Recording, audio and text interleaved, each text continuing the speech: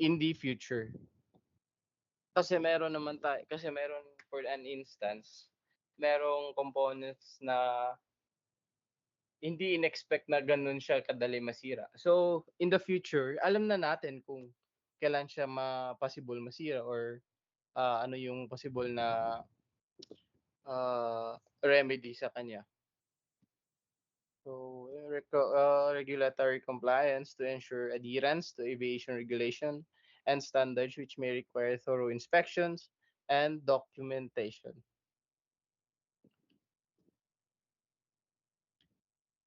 So, overall, aircraft teardown is a critical aspect of aircraft life cycle management, promoting safety, efficiency, and effectiveness in aviation operation. So, ano na lang natin, skip na lang natin to. So, life cycle of the ATR 72. Design and development, initial concept and engineering design, prototyping and testing to ensure compliance with the safety and performance standard. Ayun, so yung mga engineers natin, create sila ng initial concept and or design or prototype to ensure compliance with safety and performance standards. So meron silang concept, tas yung concept magiging navi-visualize nila yung concept tas i-execute nila para for ayun like testing ganun to achieve the ano tawag dito? Uh, yung optimized na performance na aircraft. Production, manufacturing of aircraft, including assembly of airframes, engines and systems, quality assurance, process to ensure each unit meets specification. So dito na sa production naman, dito Sir na tayo, Jim, yes, sir, hindi nakikita yung PowerPoint na sa ano pa lang din, maintenance and inspection. ayaw, but ayaw,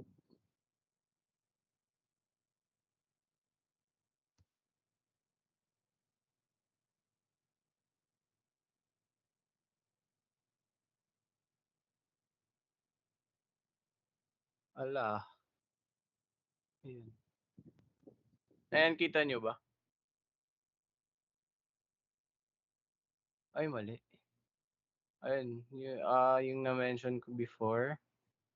Ito yung design and development. So dito tayo nag-develop ng mga concept, tas yung concept natin magiging prototype siya. So kapag pumasa yung prototype, magiging ano na yun, mass production na siya. So dito na tayo sa production. Proceed na tayo sa production. Sa production naman, manufacturing of aircraft. So from the word manufacture, dito na natin ginagawa si aircraft including airframes, engines, and systems. So dito na natin binubuo yung aircraft from the development or sa initial concept and engineering design. Next, entry into service. So si aircraft ayun, pwede na siyang lumipad commercially, delivery to airlines or operators, then operational training for crews, and maintenance staff. Operational phase, regular flights, ayun yung mga flights natin commercially, internationally. Ongoing maintenance, yung mga A-checks, B-checks, C-checks, and D-checks. Upgrades and modification. Example sa upgrades and modification, yung upgrade yung aircraft model. Example sa A321 na Neo, yun, new engine option, and wait lang.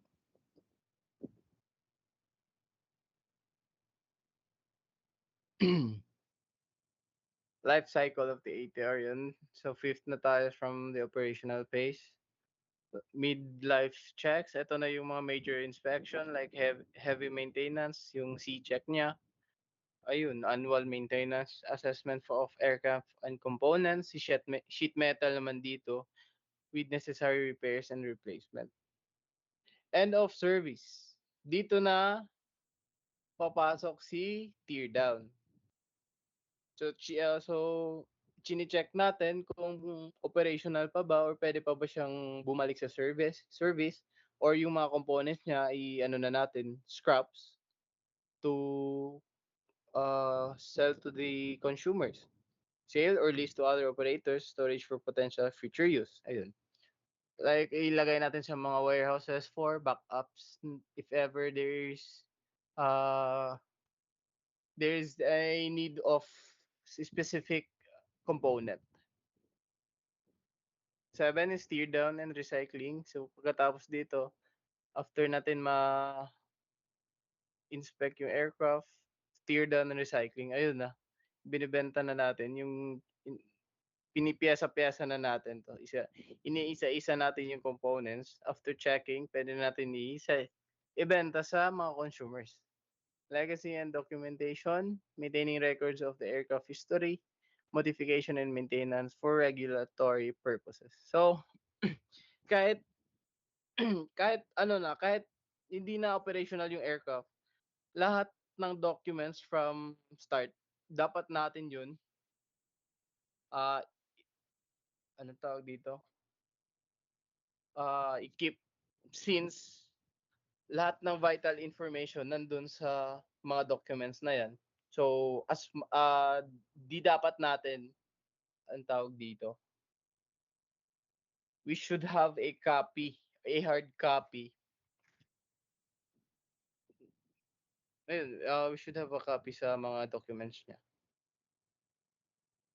Life cycle, this life cycle emphasize safety, efficiency, sustainability in the aviation industry. So, sa regulation naman, meron tayong safety regulation, compliance with the aviation safety standards set by authorities like FAA or EASA. So sa atin ano tayo, example sa CAAP. GCAP naman ano yun, under tayo sa anong tawag dun, kalimutan ko. So example si FAA, si FAA and EASA, siya yung nagbibigay ng mga tawag dito, mga safety standards na dapat i-meet ng isang operators or isang example sa Dornier, isang MRO. So adherence to protocols for inspecting and handling critical components to ensure safety during the teardown process. Regulatory consideration of aircraft teardown, documentation, and record keeping. As I said, maintain, maintenance of thorough records for each aircraft, including maintenance history and components lifespan. So sa documentation diyan, sa documentation nun ng aircraft, nandun makikita yung lahat ng vital information sa uh, whole aircraft na 'yan. So ayun, dapat meron tayong record keeping, ayun. Thorough records for each aircraft. Documentation of any modifications or repair performed during teardown for regulatory compliance. So kahit si teardown meron tayong documents or procedures na sinusunod. Certification requirements, ensuring that technicians performing the teardown are certified and trained according to industry standards. So hindi lahat ah, makapaggawa ng teardown. Hindi ng mga certified and trained according to industry standards. So like sa FAA and EASA.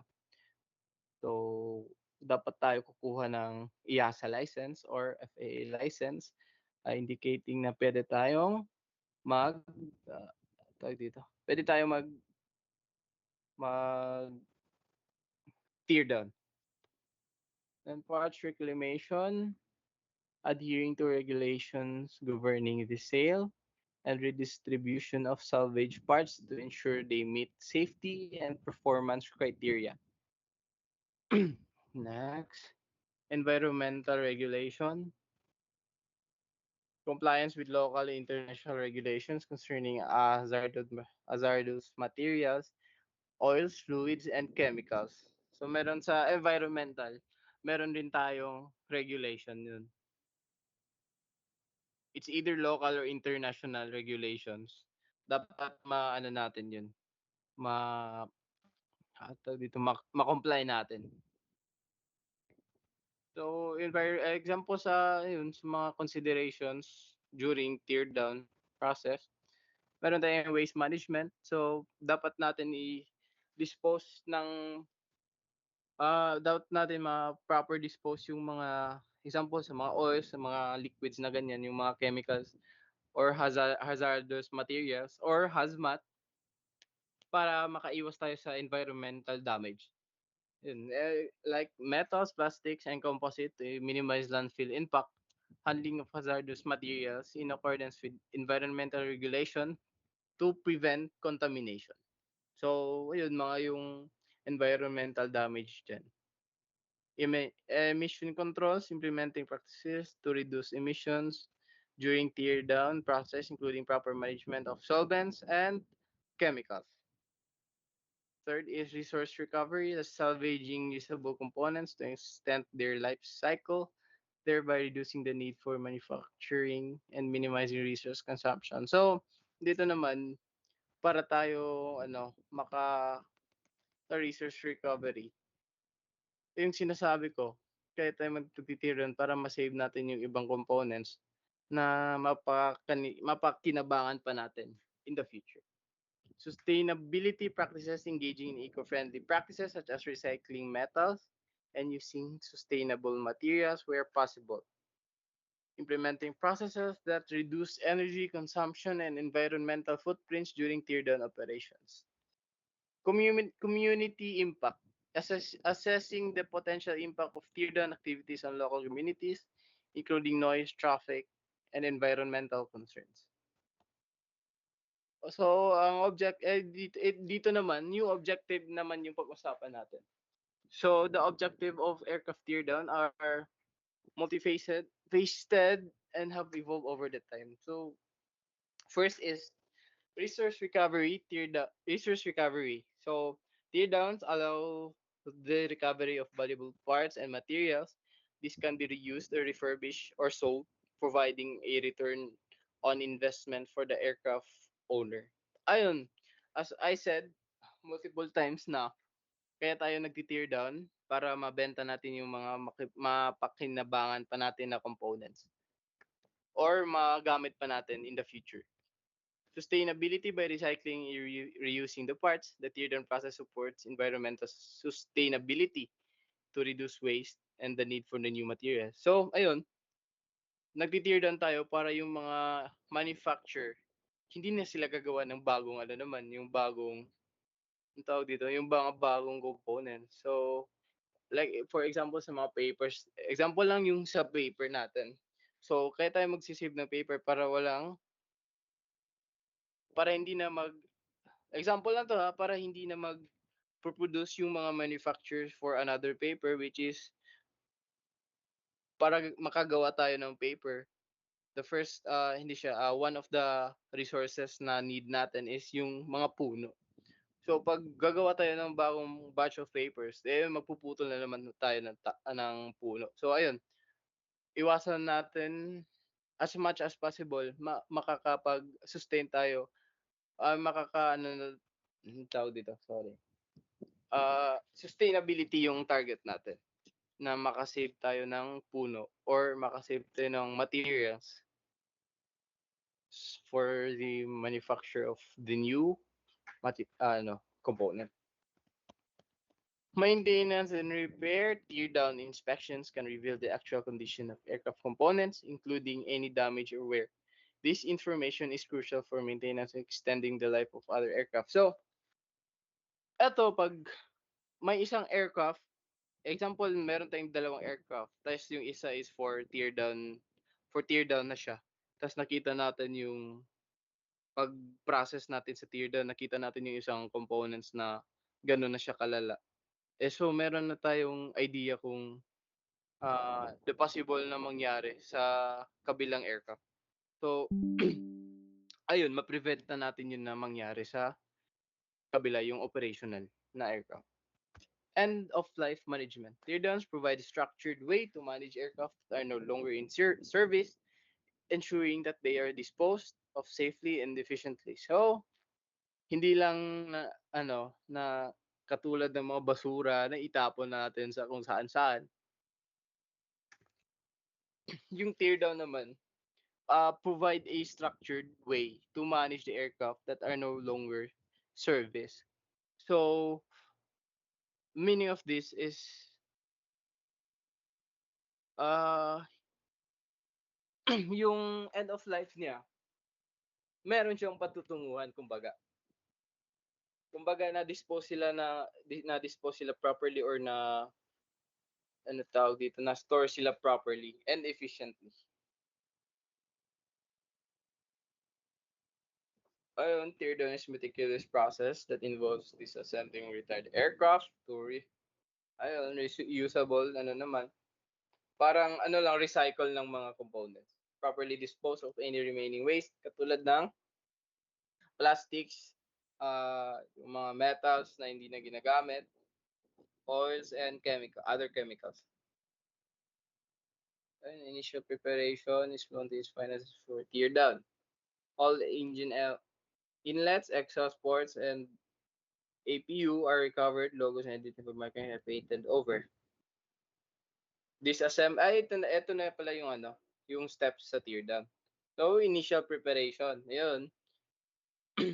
Kung ayun, nilipad yung aircraft kung saan yung tear down gaganapin. Then, all engine inlets, exhaust ports, and APU are recovered. So, kinuha yung APU, inlets, at saka exhaust ports. Tsaka, pininturahan na rin yung registry and logo sa previous owner or sa last owner. So dito na sa second step is disassembly. Parts are removed. Easily accessible parts like avionics and safety equipment and control surfaces are removed first. Then after removing all the easily accessible parts, proceed tayo sa engine. Kasi yung engine is, example, yung 77 yung i-tear down natin, yung engine malaki yun. So, parang last part na si engine, si APU and hydraulic system. And other major components are disassembled next. So next, inspection and overhaul. Removed parts are inspected, repaired, or overhauled as necessary before being reused in the other aircraft. Third is recycling disposal. Materials such as metals and composite are recycled, and hazardous materials or hazmat, including hydraulic fluids and fuels, are disposed of safely. Any parts of specific for reuse are properly disposed or nilagay sa warehouse. Ngayon, this final dismantling, yung aircraft, i-dismantle na siya, put into boxes, then ship to the buyer or the consumer. Valuable o freezable components, ayun, cost saving siya. Makakasave tayo ng malaking pera by recycling the other components na galing sa teardown. Sustainability, reusing the components help us reduce waste and environmental impact para hindi tayo makapag-create ng environmental damage or ayun, masisira natin si Mother Nature.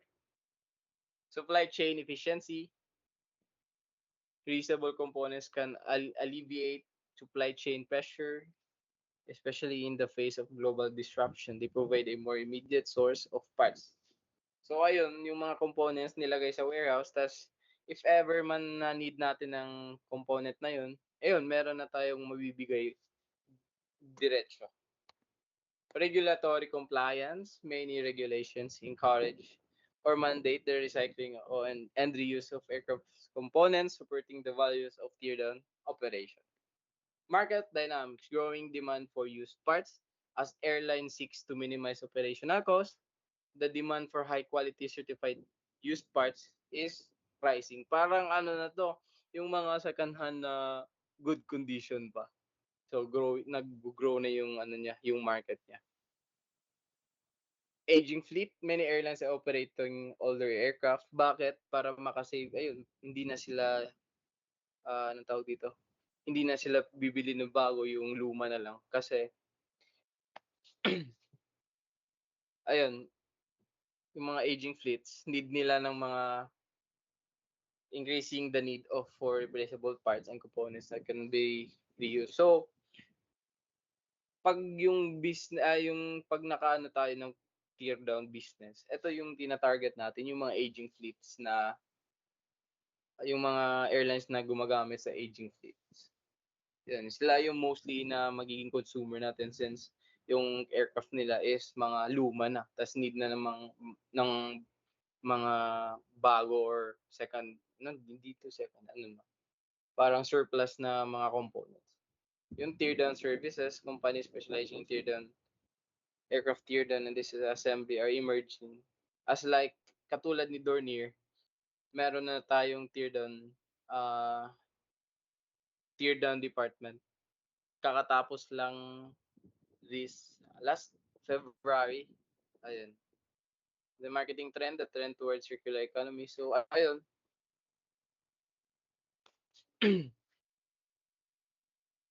the trend towards circular ayun paano na, paikot-ikot na yung ano natin, yung bale yung business ng tear down. Hindi siya business, yung operation ng tear down, dun tayo nagke-create ng revenue. Kasi by reusing or by recycling the components, nakaka-save pa tayo ta's nakakapag-ano pa tayo, nakakapagbenta sa mga na-recover natin na components. But the challenges are quality assurance, ano yun, 'pag minention naman natin yung mga second hand na ganyan, ah, malaki talagang possibilities or ayun, malaki talagang possibilities na mayro'n siyang sira, ganyan, ganyan. So, the first challenges sa tear down is quality assurance. So, 'pag chine-check 'yan ni quality test, hindi 'yan nakapasa, so wala na, hindi na 'yan puwedeng mabenta. Regulatory hurdles. Navigating the complex regulations surrounding the sales and the use of aircraft parts can be challenging. So, hindi madali yung nagbebenta ka or reusing the other components kasi meron tayong mga regulations na sinusunod na pina-implement ni FAA tsaka yung EASA and other major bodies of the aviation. Inventory management, managing the logistics of salvage components including storage, sales, and distribution can be complex. So, kung mahirap yung, anong tawag dito, kung mahirap yung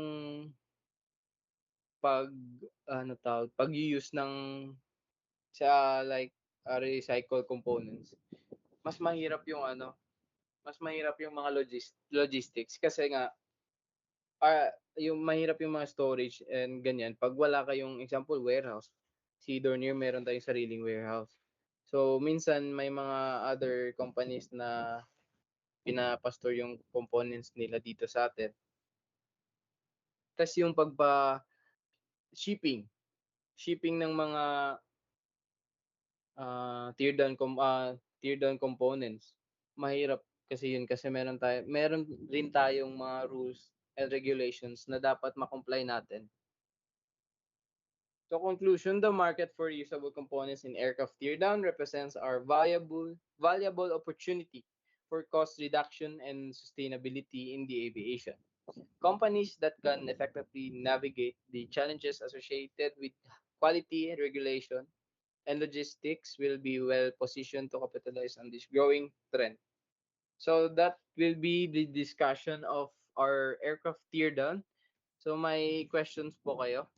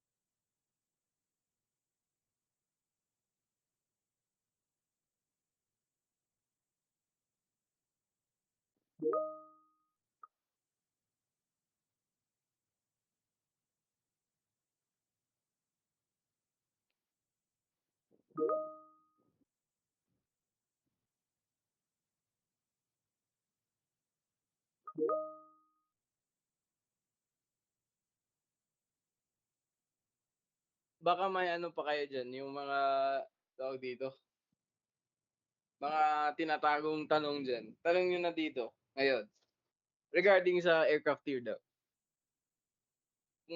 Kung nalilito kayo, clear naman yung discussion ko, pa-confirm ako Clear naman po, regarding sir. sa aircraft tear down, kung clear Clear naman. po, sir. Naintindihan niyo ba? Yes po, Yes sir. po, sir. Paano 'pag ako yung magtanong? Makakasagot kaya kayo?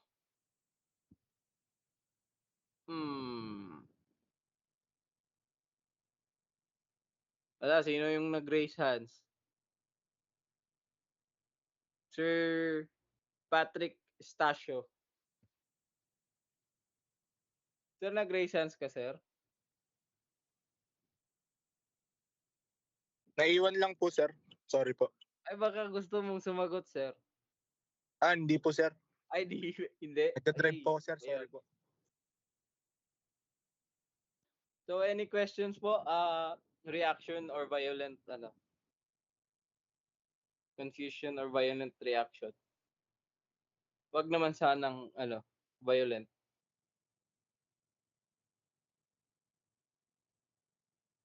None, Yung sir. iba natutulog siguro. Or hindi. Hindi, sir. Ay, hindi pala. Ma'am Jerilyn.